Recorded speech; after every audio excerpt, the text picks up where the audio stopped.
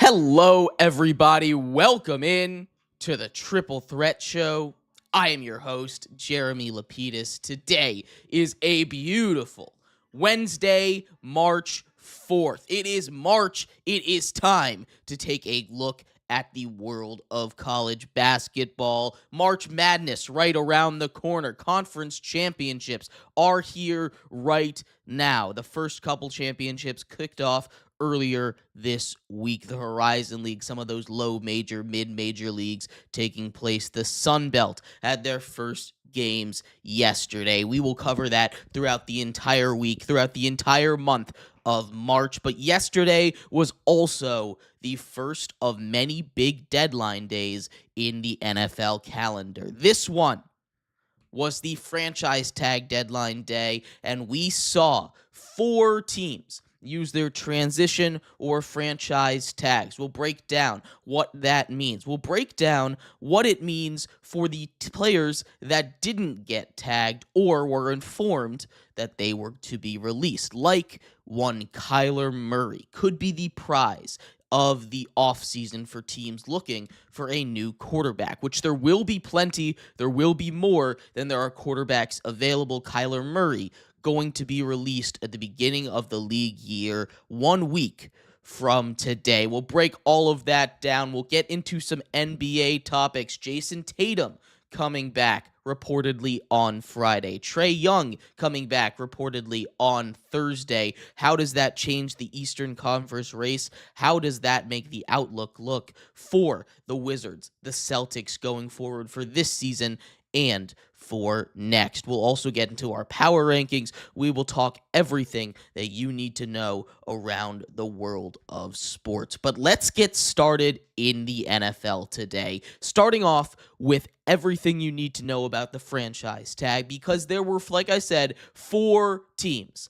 that used that franchise tag. Kyle Pitts with the Atlanta Falcons, franchise tag. The number 1 tight end, maybe number 2 tight end, depending on how you feel about Isaiah Likely, off of the free agency board in what is a weaker free agency class. This is not a free agency class that you look at and you say, oh my God, I can't wait to spend all my $300 million of cap space on this free agent class, because it's a pretty weak one when it comes to free agent classes in recent memory. Last year's free agent class, I would say, is better than this one. The year before, I would say, better than this one. That's not to say there's not gems somewhere, right? There are big names, there are big guys that are going to be moving around on the free agency, and we will get into that on Friday when we do our free agency frenzy show, talking about where any of these big-time names will land. But the Atlanta Falcons hold on to Kyle Pitts. I think this is a hugely important move for them as they move into the Kevin Stefanski era. First of all, you get a tight end with tantalizing talent. I mean,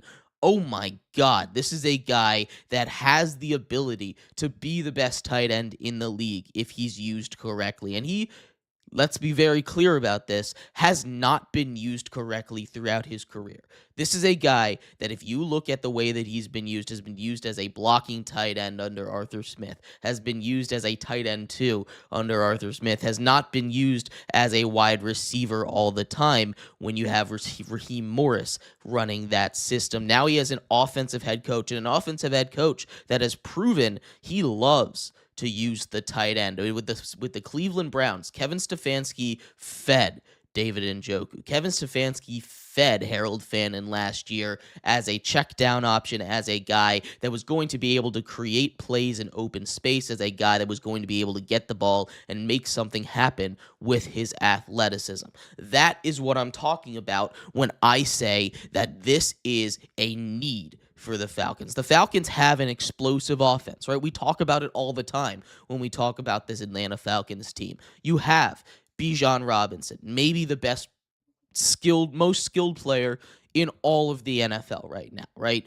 101, 102 in fantasy drafts is what we're talking. Drake London, who I think can, with competent and consistent quarterback play, vault himself into comfortably the top 10 wide receivers in the NFL. That's another guy that's supremely talented. Kyle Pitts, who, again, with consistent quarterback play and with being used in a system that's going to use him correctly, could be the next best tight end in the NFL, right? There is a steep, and I mean steep, fall off after your Trey McBrides, after your Brock Bowers is of the league, right? And if you look at the numbers, Kyle Pitts was the second best tight end in the league last year, leagues below. I mean, way below Trey McBride with the Arizona Cardinals, right? But he was still second. He has that production. We've seen it before. We've seen what this guy can do when you give him a chance. So this is a franchise tag that I love. I'd like to see them work out a deal. But again, as tantalizing as his talent is, as great of a player as he seems to be, as high as his ceiling is, the reason he went number 4 overall in the draft,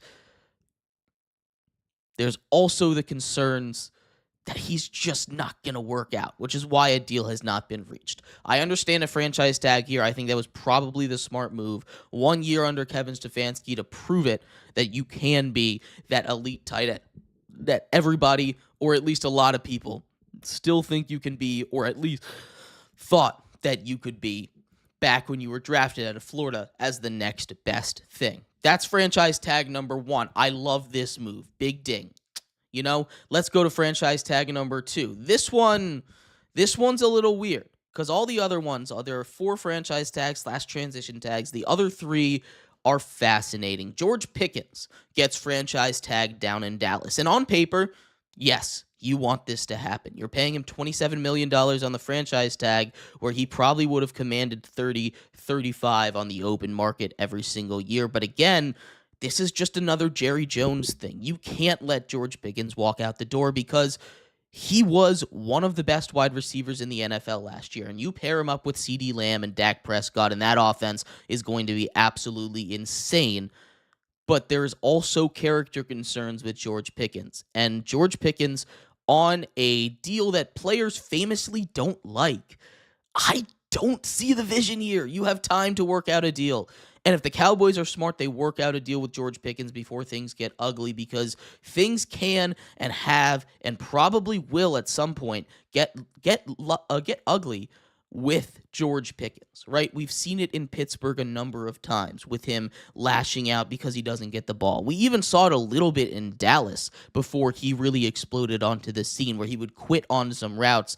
That is not the guy that I want to commit to long term, but it's also a guy that I can't let out of my locker room because of how skilled he is. Again, a franchise tag makes sense here, but you have to think about the player. The money is going to be a lot, but the salary cap goes up every single year. $30 million now, just 10% of the salary cap, where last year we were looking at it as about 15% of the salary cap, right? The salary cap continues to rise. It went up by almost $50 million last year. It is going to go up. So pay your players now. This is a lesson NFL teams need to learn, because not only is the salary cap going up, but the market to reset a top player's money is also going up. The franchise tag value is also going. All of these things are going up seemingly exponentially. And there's going to be a stop at some point. But right now, it's straight up to the moon with the NFL and the salary cap. So pay your players now.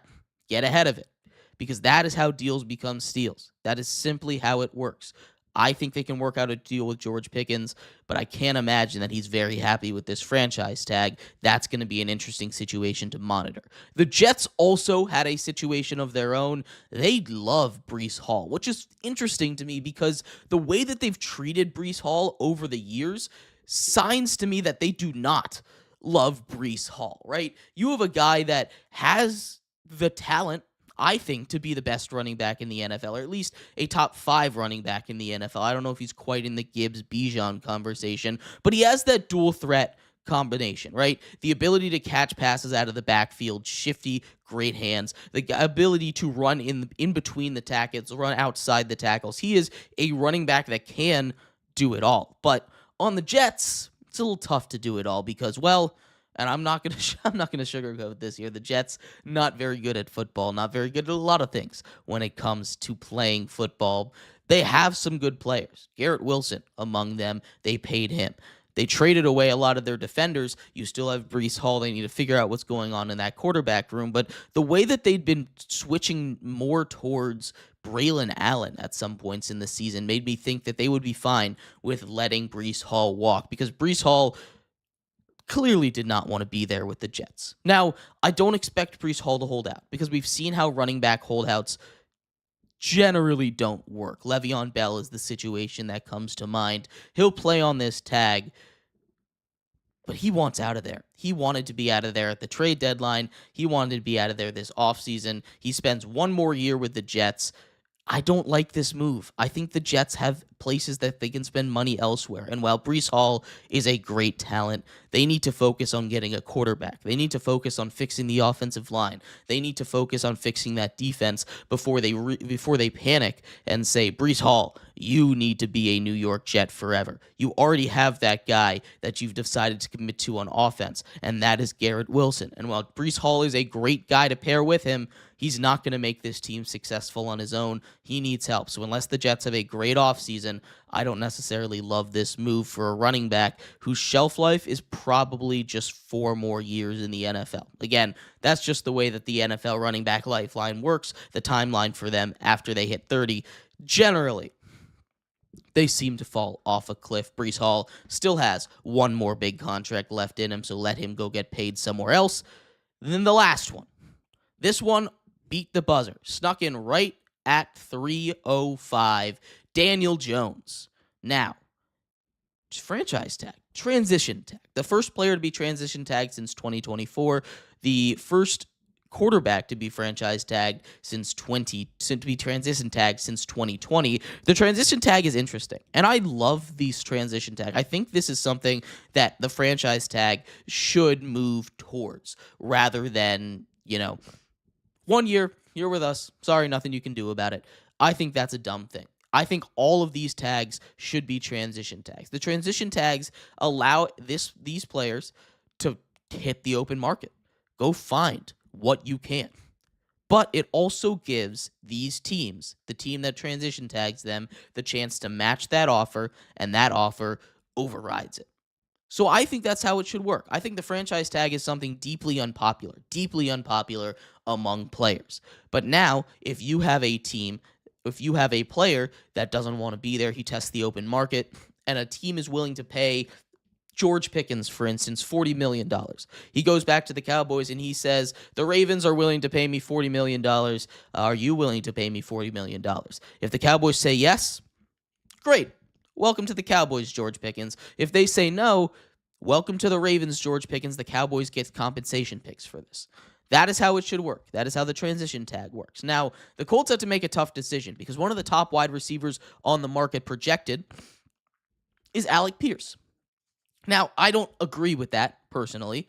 I would take, I think, maybe 4 of the free agent wide receivers above Alec Pierce. I'm not a big fan of what he does. He's not worth $25 million to me. But they decide to hold on to Daniel Jones, which if they really are worried about losing Alec Pierce, I think that was the wrong decision. I think they should have franchise tagged Alec Pierce and let Daniel Jones hit the open market because he's coming off of an Achilles injury late in the season. He is not going to be ready until at best halfway through this year. And because of that, teams are not going to pay him. Plus, it's Daniel Jones, right? That is still a name that has a negative value around it. He had a great season last year, led the Colts to an 8-2 record, played through a broken leg, and then tore his Achilles, right?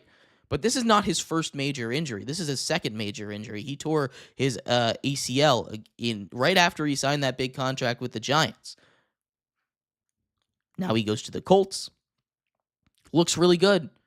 But his name value is not one that when he hits the open market, teams are going to be clamoring to get Daniel Jones. I know it's a weak quarterback class, but Daniel Jones seems like he wanted to stay with the Indianapolis Colts. And I think if the Colts matched whatever offer he was given, which is basically what it's going to happen, he's going to come back to the Colts. And they could have held on to a weapon in Alec Pierce. Now, again, I'm fine with losing Alec Pierce, and maybe the Colts are just on the same page as me. But general consensus around the NFL is Alec Pierce is 1 or 2 when it comes to free agent wide receivers, which, whatever. I mean, you can have your opinions there. Alec Pierce is not that guy in my brain. But to tag Daniel Jones, transition tag him, give other teams still the chance to give him offers, the Colts are going to see that there's not going to be a lot of offers out there for Daniel Jones. And maybe that's because teams know that the Colts will match it. So there's no point in trying to bid. But it doesn't hurt to try, right? It doesn't hurt if you really like Daniel Jones. It doesn't hurt to try and get a quarterback on the cheap. Give him a 3-year, $90 million contract, $30 million a year, something like that. Opt-outs, the kind of deal that Sam Darnold got last year with the Seahawks. First year, it's going to be a wash. Second year, you can really see if the Colts are willing to match that, the Colts are willing to match that. But that's the kind of market that I think he's going to get. That's the kind of market that I think Malik Willis is going to get. That's the kind of market that I think Kyler Murray is going to get. Kyler Murray, the other big news of the day, released or informed that he will be released at the beginning of the league year next Wednesday, 1 week from today. That is a name to watch, and we will break down where he might go in the NFL, which teams should be interested in Kyler Murray, and if he is the missing puzzle piece for a certain team. That's coming up next here on the Triple Threat Show.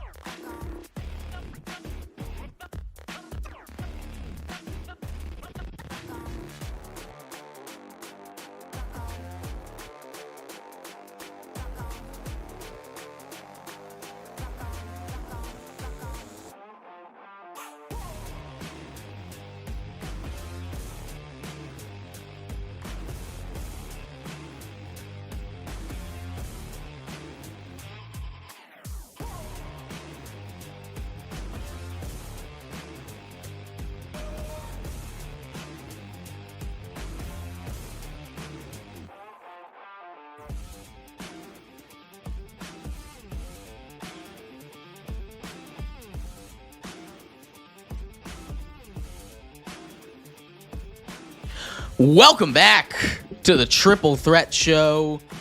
I am your host, Jeremy Lapidus. Today is a beautiful Wednesday, March 4th. If you are just tuning in, we just went over the franchise tags, what that means for the rest of the NFL, what that means for the players that were tagged this season. We also went over or teased what our segment is here, Kyler Murray. I think this is the biggest story of the offseason so far. Kyler Murray officially released, not quite, but announced that he will be released from the Arizona Cardinals. The former number 1 overall pick, 132 passing touchdowns, 121 passing touchdowns, 32 rushing touchdowns, 153 total touchdowns over his career to just 60 interceptions. This is a guy that has proven production at this level. This is a guy that earned a massive contract. He's being paid almost $40 million a year right now.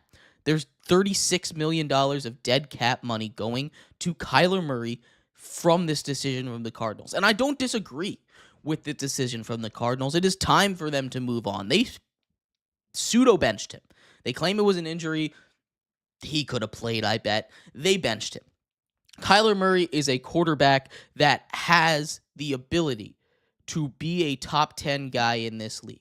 We've seen it before. He's been a fringe top 10 guy in conversations with your Dak Prescotts, in conversations with your Jared Goffs over there, the guys that have been able to get it done, have been sitting around that 10 in the NFL for a while now. He has been, I think, pretty validly in those conversations before. Now, he has struggled with injuries, which is a concern. The height issue is a concern. Don't let anybody tell you it's not. I understand. You can make jokes about it. Oh, he's short, he can't see over the line. He's got a cannon of an arm. If he can get outside of the pocket and he rolls a lot, he's got the athleticism, the speed, and the ability to get away from defenders, which you have to have when you are shorter. You have to be able to take those deeper dropbacks. It makes the offensive line's job a lot harder, honestly, because you can go around the tackles instead of having to go through them, right? It makes it harder to step up in the pocket. It makes it harder to throw over the middle when you're shorter. All of these things are true, and yet we've seen it be successful, right? Drew Brees, first ballot Hall of Famer, famously short. Doug Flutie, we've seen him be successful in the NFL in the past, famously short, right? There are short quarterbacks that have worked in the past. Bryce Young's playing pretty solid. Again, Kyler Murray has played very good in the past. Russell Wilson, not quite an MVP level quarterback, but short, won a Super Bowl with his team. So while it is a concern, it's not the end of the world. All this to be said, Kyler Murray is going to be paid this offseason. Now, he's being paid already by the Arizona Cardinals, so you could see him take a vet minimum contract, but there are going to be teams clamoring for his services, right? Before him, the best quarterback open on the market, Malik Willis, who I like Malik Willis. I think he deserves another shot in the NFL, and I think he's going to get another shot to be a starter in the NFL. He never really had a fair shake with a really bad post-Tannehill Titans team, right? He looked really good these last 2 years filling in for Jordan Love with the Packers. That's a good system for him. He's a guy that has a really good deep ball. He's a guy that if the deep ball is not there, can take it and make something happen on the ground. Almost like Kyler Murray. Now, Kyler Murray is a better athlete. I think Kyler Murray has a slightly better arm. And we've seen Kyler Murray be able to lead teams to the playoffs before, right? So I'm taking Kyler over Malik Willis. Also, he can take a $1.3 million vet minimum contract, and I don't think Malik Willis is going to do that. So let's take a look at some teams that Kyler Murray could end up on. There are plenty, and I mean plenty, of quarterback-needy teams in the NFL right now, right? We can start off in the AFC East, where there are two quarterback-needy teams, the Dolphins and the Jets. Now, the Dolphins are an interesting one because I'd been saying all offseason maybe Tua gets traded to the Cardinals for Kyler Murray. Maybe the Dolphins throw in a second-round pick in there to make that happen because I would take Kyler over Tua literally any day of the week. The money is similar. We saw something like that work between the Lions and the Rams, but that's not how it's going. I think the Dolphins are more likely to target a guy like Malik Willis, but if you're looking at the money that's out there, he could be an interesting one. The Jets, I think Kyler Murray rules out. I think his market is going to be big enough that he does not have to go to the Jets. Keep him as a backup option because they clearly like quarterbacks that can run, which is why they committed to Justin Fields. Outside of the AFC East, the one name that sticks out to me as his landing spot is the Minnesota Vikings. I think this is a Minnesota Vikings team that's a quarterback away, and I don't think it's particularly close. They are for sure a quarterback away. They are the quarterback away. We saw them win 14 games with now Super Bowl champion Sam Darnold. We saw them win 14 games with now Super Bowl champion Sam Darnold. They then go to J.J. McCarthy, 9. And he, despite injuries all season long, Carson Wentz coming in, Minnesota, Max Brosmer coming in at the end of the year, just a big mess of rotating quarterbacks. They were still only one game out of the playoffs because that team is stacked. Oh my God, that team is stacked. You add Kyler Murray to that roster, a solid offensive line, Justin Jefferson down the field, Jordan Addison down the field, a tight end in TJ Hawkinson who's on the decline, but I mean, they can still go out and get another tight end if they really want to. You have Jordan Mason in the backfield. They've informed Aaron Jones that he will be released. Jordan Mason had a really solid year last year for the Minnesota Vikings as a sort of running back one when he was filling in for Aaron Jones during those injuries. They could upgrade at tight end. They could upgrade at running back. But you throw Kyler Murray into that mix, that is going to be a very scary team. That team is going to be very, very good. You have still Brian Flores, who I think is one of the best defensive coordinators in the entire NFL. He's pioneered this amoeba-style defense where players play positionless. You have to be very, very, very disciplined to play a Brian Flores defense, but he has his guys. He has his guys that he loves, and his guys love to play for him because his guys are very good when they play for him, right? There are plenty of examples of this, but then you put that on a Minnesota Vikings team that will turn you over. You get a quarterback on that squad, that team is dangerous. That team can fight with the Lions, with the Packers, with the Bears for the number one spot in that division, as they were the only team as they finished last in that division. Again, a fourth place schedule. Probably going to help out this Minnesota Vikings squad. They are the team that I circle as a place that Kyler Murray could eventually land, right? But outside of the obvious choice, where else could he go? There are still other teams because, like I said, there's going to be a lot of spots. The Pittsburgh Steelers are a team that I've seen tossed around a bunch. This, of course, depends on Aaron Rodgers' decision. Fool me once, shame on me, right? I have always been a staunch guy that Aaron Rodgers is coming back. This year feels different to me. This year feels like I'll come back if Mike Tomlin is still there. I don't know if he wants to come back and play for Mike McCarthy again. And if he doesn't want to come back and play for Mike McCarthy, is another team really going to go out and sign him? He was fine last year, but clearly he's not enough, right? He needs some help. He's not the same guy. He's probably the 24th best quarterback in the NFL right now, somewhere around there, 20 to 25. That's not a guy that I want to put my hopes on as one that's going to take me to the Super Bowl. And right now, the the Aaron Rodgers is only going to play for a team that can go to the Super Bowl, right? He's not going to go back to the Jets. He's not going to go play on the Dolphins. He's not going to go and join the Arizona Cardinals to finish out his career sad and in a 3-14 team. He's not going to do that. And the Pittsburgh Steelers, I think, would love to have him back. But I think they'd love to have Kyler Murray more.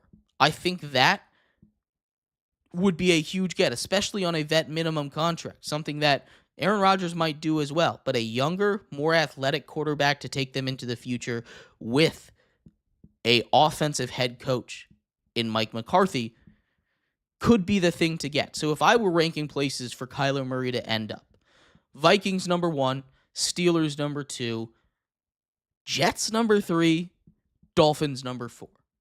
Those are the big needy quarterback teams. I mean, you can talk about potentially the Saints if they wanted to give him a shot over Tyler Shuck, although I expect Shuck to be that guy. There are the Browns could be 5th. I think they still rock with the guys that they have. One more season, give Shedeur a chance. Maybe they bring in a veteran. I don't think they bring in a high-profile veteran like Kyler Murray, though. So those are the 5 teams I would look at. The Vikings, the Steelers, the Jets, the Dolphins, and the Browns as the ones to be suitors for really all of the quarterbacks out there in this free agency class. They will find homes. They will have their chance to start.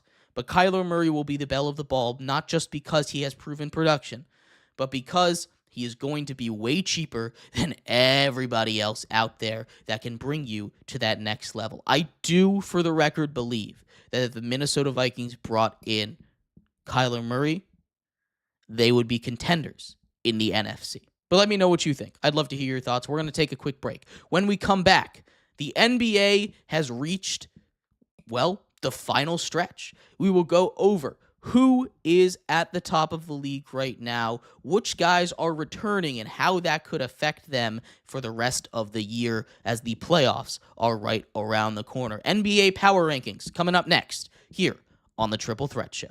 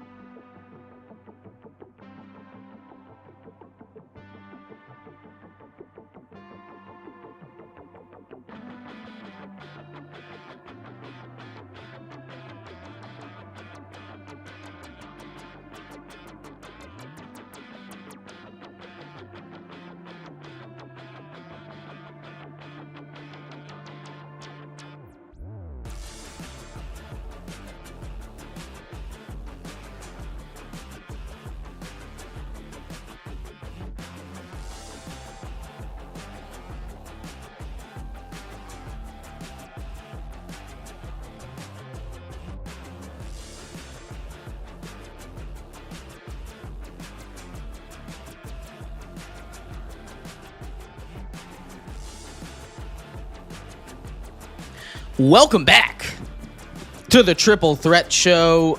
I am your host, Jeremy Lapidus. Today is a beautiful Wednesday, March 4th. All over the place with my dates today, but welcome back.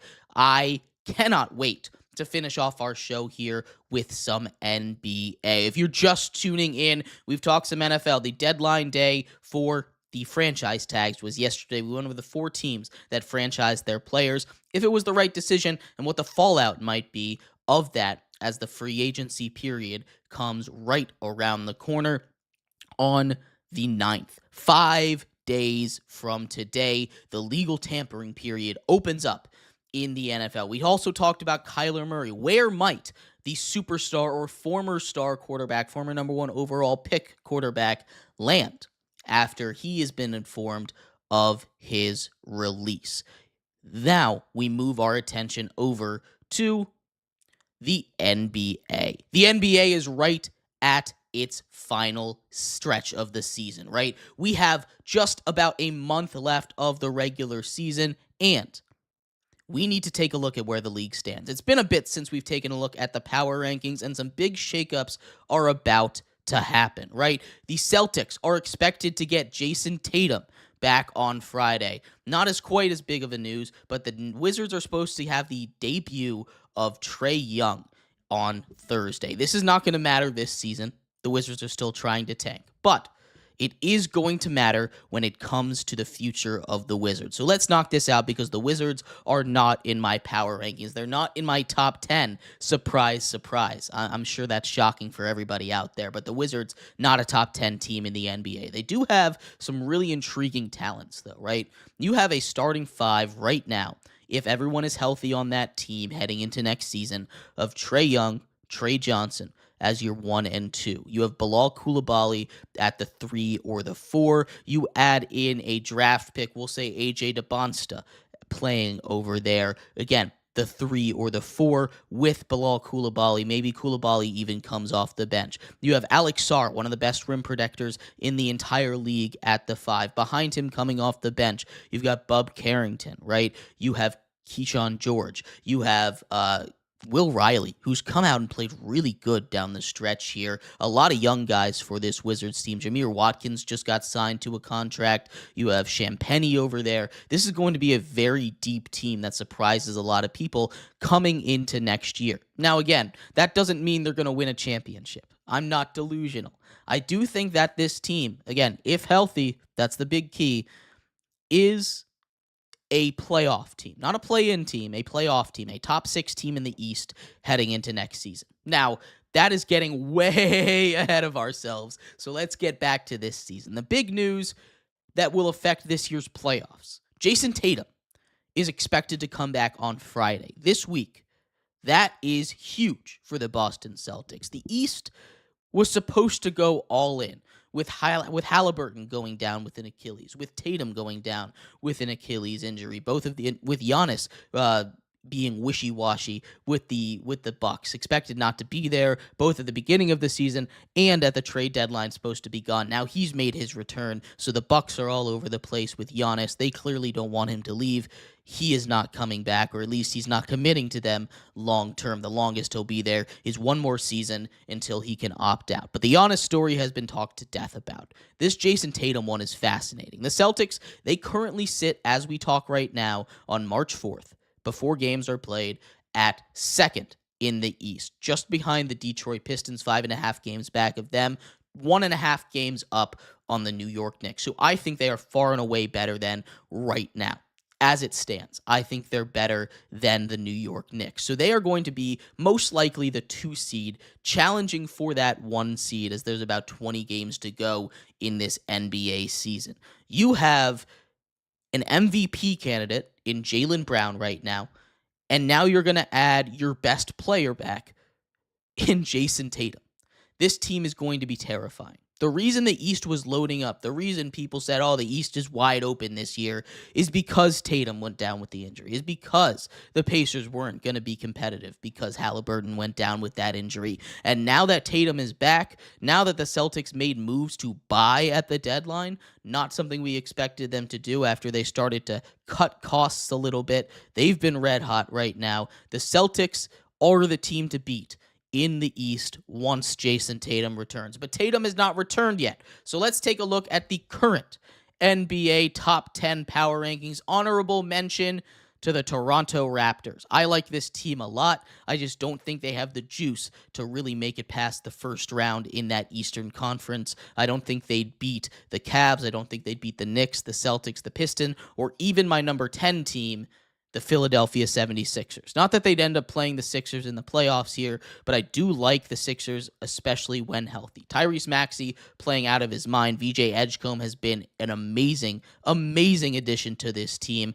They should not have traded away Jared McCain, but we don't need to beat a dead horse over there. You have Embiid. When he's out there on the court, this team is elite. Not to mention a lot of the role players. Kelly Oubre stepped up. You have a lot of guys that are stepping up for the 76ers. They're in my 10 spot in the NBA right now. Again, a good team, not a championship level team. I think only the top 6 teams are championship level teams. We went over contenders and pretenders earlier this week. At number 9, the Minnesota Timberwolves. They're right on that cusp of being a contending team. I like this team a lot. Anthony Edwards has led this team to the conference finals now 2 years in a row. He has some help. Rudy Gobert is still there. He's playing honestly better basketball than I've seen in a while out of him. You have a lot of help. Ayo Dosunmu is going to be a great addition for them. I love that move. You have the Minnesota Timberwolves, who always solid defensively, but the offense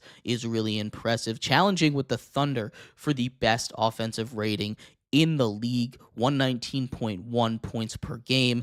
They are up there, and they are hot right now, 3 straight wins to propel them to 4th place in a competitive West. Right ahead of them are the Houston Rockets, though. Kevin Durant is playing insane basketball right now. 30, 40, and I believe 30 in his last couple of games. He has been red hot. He hits 32,000 points earlier this week, and he continues to be on a roll. There are concerns, injury concerns with this team, no doubt about it, right? You have a lack of a real physical presence down low when Steve Adams goes down. You don't have a super consistent ball handler, decision maker when Fred VanVleet goes down. And yet, this team has been just fine because that defense is great. The offense with Kevin Durant is carrying them, which he has the ability to do in a 7-game series. This Houston Rockets team is going to be a tough out in the playoffs. If they had KD last year, they beat the Warriors, and I think they give the Timberwolves a real tough series in that second round. At number 7, this is where the New York Knicks fall. I don't think they're a championship team. We've seen them consistently come up short against the top teams in the East. Against the Pistons, they get blown out a bunch of times. Against the Celtics, they can't quite compete. Even against the Cavs, they weren't there. Now, they have the ability to play complete games. We saw it against the Spurs when OG and Miles Bridges were hitting their shots, right? When they are playing defense like that, when Jose Alvarado is able to do his thing, this is a team that can be great, but the defense just simply is not good enough. We know that Cat is not a great defender. We know that Jalen Brunson is not a great defender. And yet they're so good, they're the best players on the team that they have to be out there, right? The Knicks don't have the defense to win series. We've seen them struggle against high-octane teams in the past, especially in the playoffs, and I don't think that changes. There are plenty of high-octane teams to play. You're still going to have to go and play your best guys in the big moments, and I just don't think the Knicks are a team that's built to win a championship this year, especially in the Eastern Conference. At number 6, this is where we're throwing the Denver Nuggets. Injuries are pushing them down a little bit. When they get Aaron Gordon back, they are going to be a lot better, but Nikola Jokic in that MVP conversation, 1 and 2 with Shai Gilgeous-Alexander. They're very good. I think Jamal Murray playing out of his mind right now, I don't know how sustainable it is for the playoffs, but if he can keep this level up with Nikola Jokic being back, with Aaron Gordon being back, with these guys coming off the bench that have played great basketball, and this is the biggest if of them all, Cam Johnson can play great basketball again. He's really struggled this season. That is going to be a big get. They'll get Peyton Watson back soon. That is another guy that I think could help spell Cam Johnson while he has his struggles. The Denver Nuggets, a championship-level team. They are my number 6 team in the power rankings. The Cavs, similarly dealing with injuries. They're at number 5. Right? This is a Cleveland Cavaliers team traded for James Harden, and I'm ready to be heard again. I am all in on the James Harden Cleveland Cavaliers trade. Spida, Donovan Mitchell, is a guy that I have loved throughout his entire NBA career. That's a guy that I think deserves to get a ring, and he can, I think, as a number 1. He needs some help. He needs a number 2. He's got that in James Harden. He needs a number 3. He's got that in Jared Allen or Evan Mobley. 3, 4. They have 4 deep. They go 4 deep, right? They had that in the playoffs last year when they won 60 games, and yet injuries continued to rock this team as they are right now. If they can get fully healthy for the playoffs, that is when they'll be very dangerous. I think they take down the Knicks in a series. The Celtics and the Pistons, that's a different story. That is going to be a tight one. I think I'd lean towards those 2 teams, but I think there's a world where the Cleveland Cavaliers could come out of the Eastern Conference. At number 4, this is where the Boston Celtics sit. Now, I will say, you add Jason Tatum to this team, and even if he isn't MVP Jason Tatum, even if he isn't top 5 Jason Tatum, if he is just starter level Jason Tatum, the gravity of him is going to be massive. It's going to open up a lot more shooting lanes for these elite shooters. And they already have some great guys, some great lanes, some great gravity centers on this team, right? Again, Jaylen Brown is playing out of his mind this season, and the Boston Celtics, once they get Jason Tatum back, are going to rocket up this list. But for now, they're at number 4, just behind the second team in the West, the San Antonio Spurs. They had a perfect month of February. Now they look to continue it in March. They've already lost one game to the Knicks. That does not mean a lot. Wemby, I think, is tired. He needs to get back into it for the playoffs because they are not going to win a lot of series if he's not playing his best. But they still have a couple of weeks, a month and a half or so to get right back into it as the Spurs, my number 3 team, the kryptonite to the Oklahoma City Thunder. The Pistons, I keep at 2. This has just been an incredible story, right? Cade Cunningham in that MVP talk, as he should be. The Detroit Pistons are that wall in the East that everyone is trying to get by, and they have been playing like it, right? They destroyed the Knicks. They've been able to hold their own against the Cleveland Cavaliers, winning in overtime despite some foul trouble and some guys missing time. The Celtics, they've been able to play pretty solidly against even the best teams in the West. They've been close with. This is a team that I think has a championship level roster.